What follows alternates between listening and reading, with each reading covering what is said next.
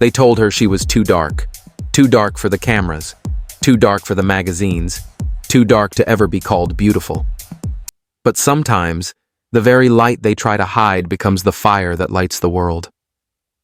Back then, Kudia was just a little girl from Dakar, Senegal, a place where sunlight kisses the skin like a mother's hand, and poverty teaches you early that beauty, as the world defines it, isn't made for everyone.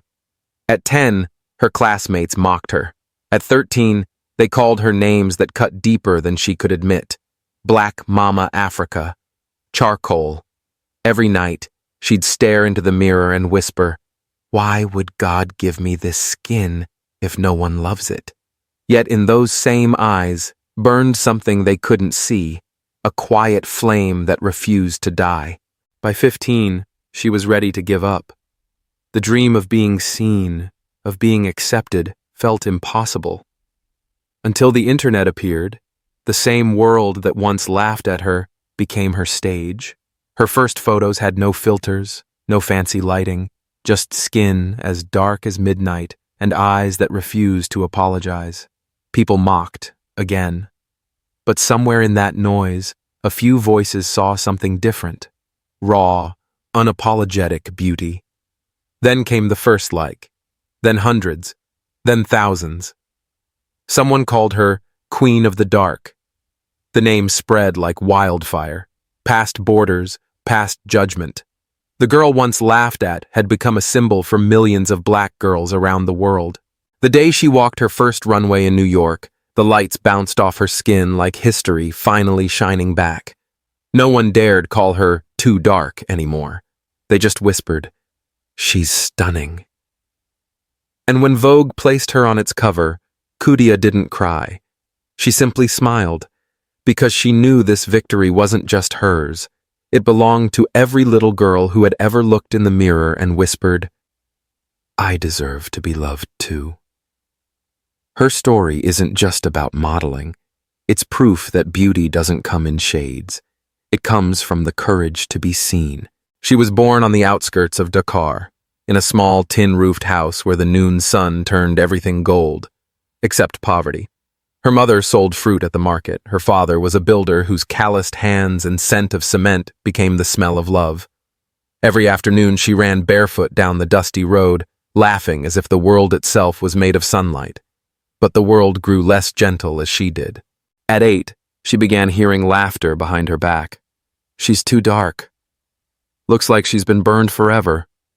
Words that seemed harmless sliced deep into the heart of a child learning how to see herself. In class, she sat at the back, trying to shrink. When the teacher handed out coloring sheets, she chose the darkest brown pencil, shaded carefully, then erased it before anyone could see. She wished her skin were lighter, just enough to stop the names. Her mother noticed. One evening, as the girl scrubbed her arms with soap hoping to make them lighter, her mother sat beside her, took her hands and said, "This skin is a gift from the sun. They may laugh, but they don't understand. The light never feels shame for shining." The girl didn't understand all the words, only felt her mother's tears, warm and heavy, falling on her palms. At 10, the family moved to a new neighborhood. The school had children from many places, some lighter, some mixed. When picture day came, the photographer paused in front of her. "You should stand closer to the light," he said softly. "Otherwise your face will disappear." The comment floated like air but cut like glass. That night she refused to look at the photo. When it was printed, her face really was darker than the rest. She didn't know if it was the lighting or a choice someone made. By 13, she dreamed of magazines, of models smiling from glossy covers. None looked like her.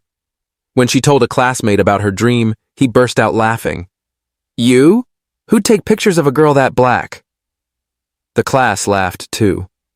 She stayed silent, but that night she spun before the mirror, whispering, "One day they'll see me." At 15, life was still hard, but she had grown taller, her features sharper, her gaze steadier. A local photographer saw her in the market and asked to take her picture to test how light plays on dark skin. She agreed, half curious, half shy. When the photo was posted online, The comments were cruel. Looks painted. Scary. This is art? She read them all, her heart heavy. But one comment, lost in the noise, made her pause. I've never seen beauty this powerful. That single line became a spark. She saved the picture, made it her phone's wallpaper.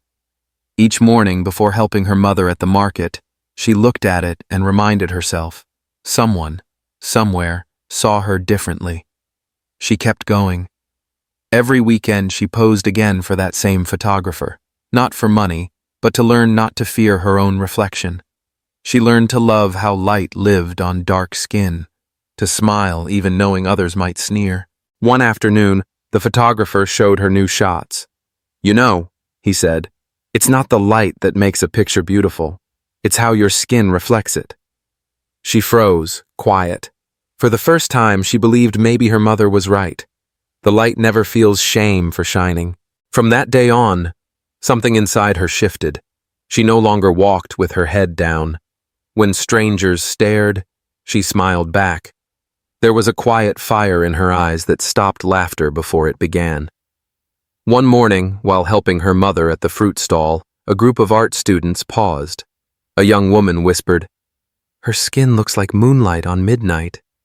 They asked to take her picture, and for the first time, she said yes without hesitation. Those photos spread faster than she ever imagined. Local studios and small magazines reached out, asking to feature the girl with velvet skin.